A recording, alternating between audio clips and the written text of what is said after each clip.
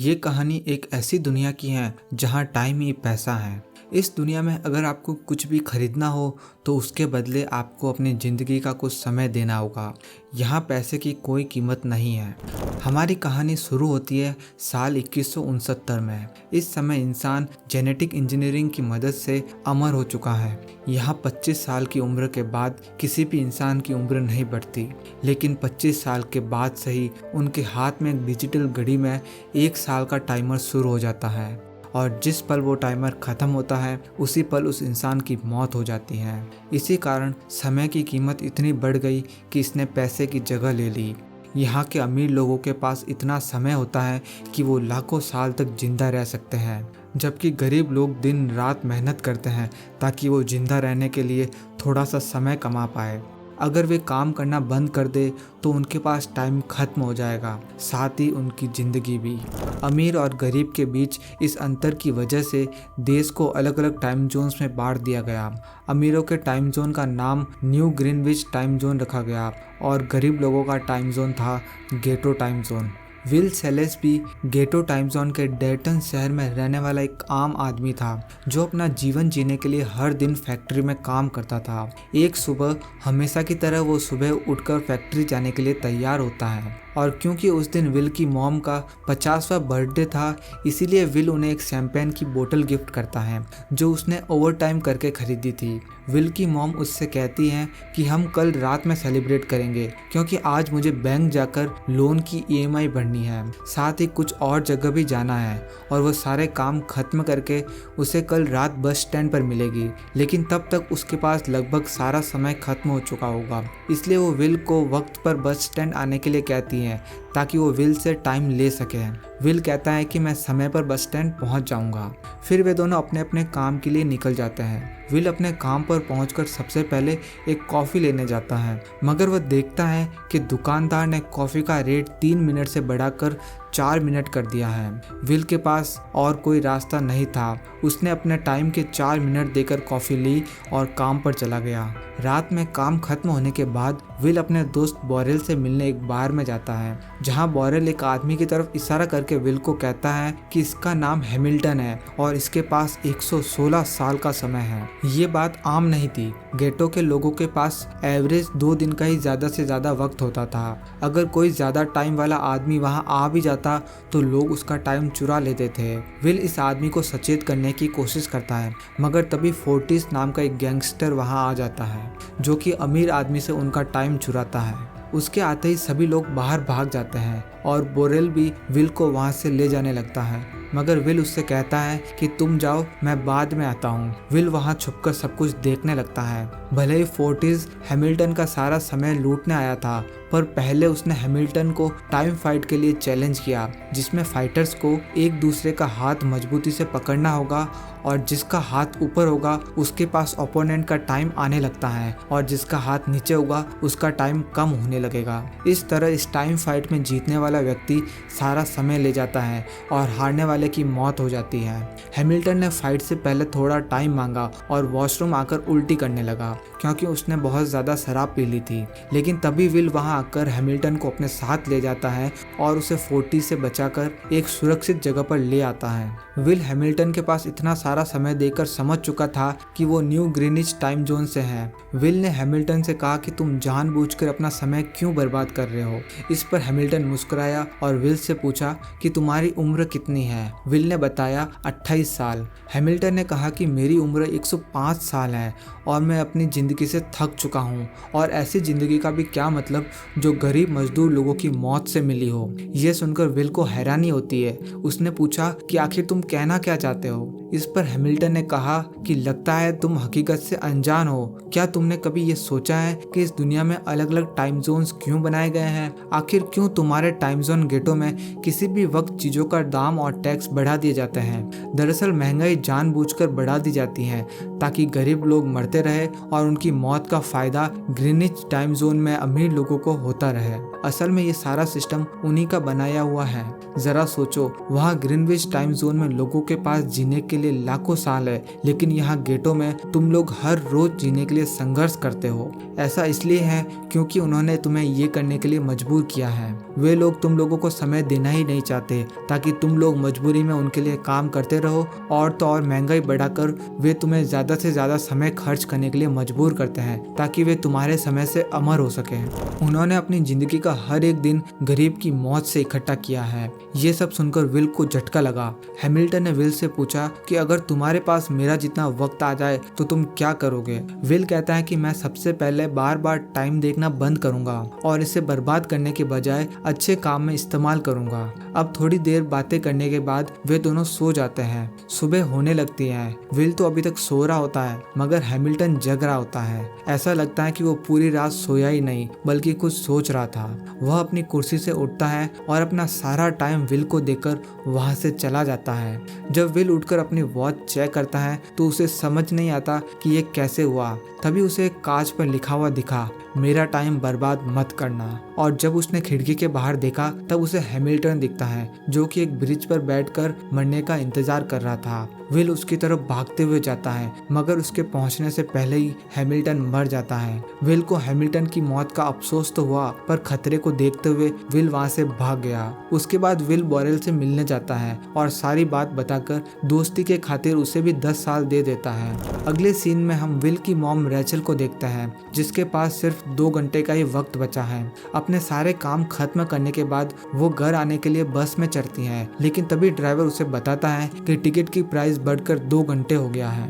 Rachel driver से कहती है कि मेरे पास अभी सिर्फ 2 घंटे ही है, अभी तुम मुझसे 1 घंटा ले लो और बस स्टैंड पर पहुंचकर मेरा बेटा बचा हुआ 1 घंटा तुम्हें दे देगा। मगर ड्राइवर ने उसे बस से नीचे उतार दिया। रेचल पूरी तेजी से भागना शुरू करती है। दूसरी ओर विल भी बस स्टैंड पर आकर उसकी मॉम का वेट कर रहा होता है, मगर जब बस में से रेचल नहीं उतरती तो विल समझ जाता है कि कुछ तो गड़बड़ है। वो जहाँ से बस आई थी उस तरफ भागने लगता है। दूसरी ओर रेचल के पास अब कुछ मिनटों का ही समय बचा था। वो आसपास के लोगों से थोड़े से समय की मदद मांगती है मगर कोई भी उसकी मदद नहीं करता। कुछ देर बाद रेचल को विल दिख जाता है मगर विल तक पहुंचने से 1 सेकंड पहले उसका टाइम खत्म हो जाता है और उसकी मौत हो जाती है।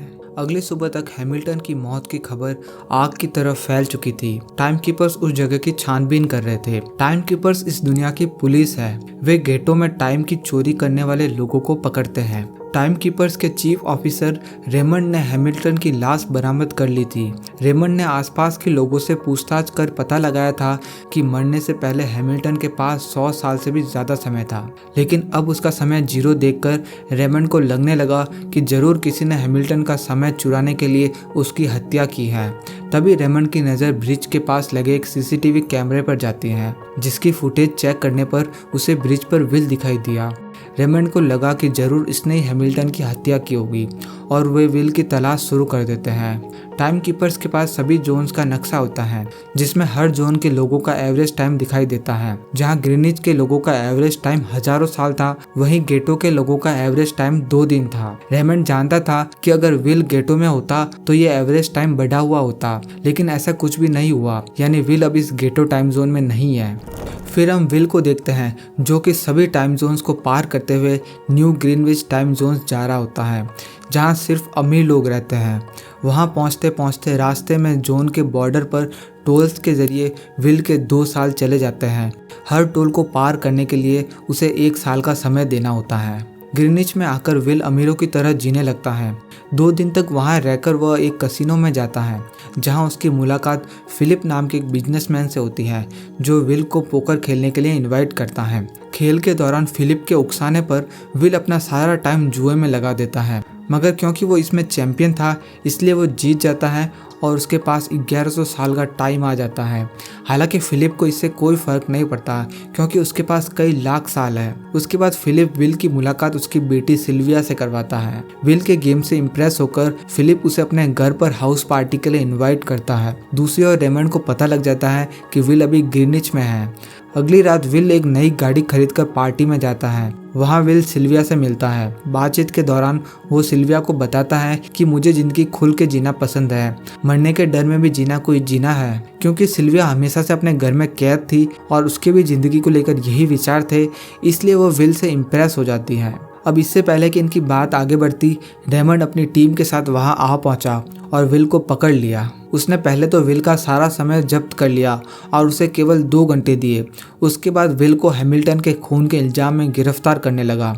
विल को खूनी समझकर सिल्विया भी उससे नाराज हो गई। तभी विल रेमंड के आदमियों को मारपीट कर उनके चंगुल से आज़ाद हो गया और उनसे बंदूक छीनकर सिल्विया को बंदी बना लिया। सिल्विया को ढाल बनाकर विल उसे साथ लेकर भाग निकला और रेमंड और उसके आदमियों को चकमा देते हुए वापस गेटो शहर आ पहुंचा। इस दौरान विल के पास समय काफ़ी कम हो चुका था। उसने सिल्विया से कुछ समय उधार मांगा, लेकिन सिल्विया ने उसे 1 सेकंड भी देने से इनकार कर दिया, क्योंकि सिल्विया भी उसे हैमिल्टन का कातिल समझ रही थी। इसी बातचीत की वजह से विल का रास्ते पर से ध्यान हट गया और तभी बीच रास्ते में कांटों की प्लेट से टकराने की वजह से उनका बैलेंस बिगड़ गया और उनकी कार एक कैनल में जाकर क्रैश हो जाती है। तभी वो गैंगस्टर फोर्टिस वहां आ जाता है और क्योंकि विल और सिल्विया बेहोश हो चुके थे, इसी मौके का फायदा उठाकर फोर्टिस सिल्विया का टाइम चुराने लगता है। मगर टाइम कीपर्स की गाड़ी का सायरन सुनकर उन्हें भागना पड़ता है। जब इन दोनों की आंख खुलती है तो उन्हें पता लगता है कि उनके पास सिर्फ कुछ मिनटों का ही समय बचा है। विल अपना थोड़ा सा टाइम सिल्विया को देकर उसकी वॉच में टाइम अपने बराबर करता है और उसे अपने साथ आने के लिए कहता है। कोई और रास्ता नहीं होने के कारण सिल्विया विल के साथ चली जाती हैं। वे भागते हुए विल के दोस्त बोरेल के घर पहुंचते हैं, जिसे विल ने 10 साल दिए थे।